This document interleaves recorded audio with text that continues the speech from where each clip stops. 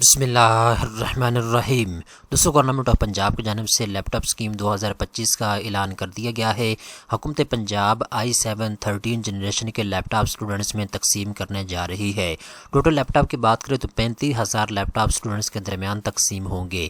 اس video کے اندر میں آپ کو ڈیٹیل کے ساتھ بتاؤں گا کون سے اسٹوڈنٹس کو یہ لیپ ٹاپ دیے جائیں گے، اس کے لیے ایلیجبلٹی کرائٹیریا کیا ہے، یہ ساری تفصیلات اس ویڈیو کے اندر آپ کو بتائی جائے گی۔ سب سے پہلے نمبر پہ دوستوں آپ اپنے اسکرین کو اوپر دیکھ سکتے ہیں، چیف منسٹر لیپ ٹاپ اور ہونہار اسکالرشپ پروگرام کے حوالے سے ایک میٹنگ ہوئی ہے۔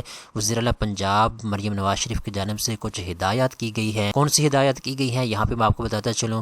سب سے پہلے نمبر پہ وزیر اعلیٰ پنجاب مریم نواز شریف نے طلباء کو 90 دن میں لیپ ٹاپ دینے کا ہدف مقرر کر دیا ہے۔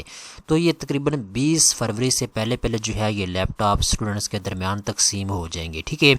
اس کے بعد یہ پنجاب کے طلباء کو جدید ترین کور i7 13 جنریشن لیپ ٹاپ فراہم کیے جائیں گے۔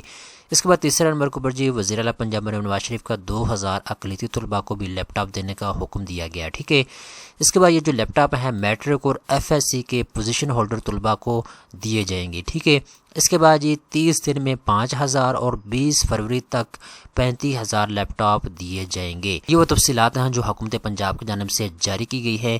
آئی ہوپ آپ کو ساری تفصیلات سمجھ آ چکی ہوں گی۔ اس طرح کی مزید اچھی معلومات حاصل کرنے کے لیے چینل کو سبسکرائب کر لیں۔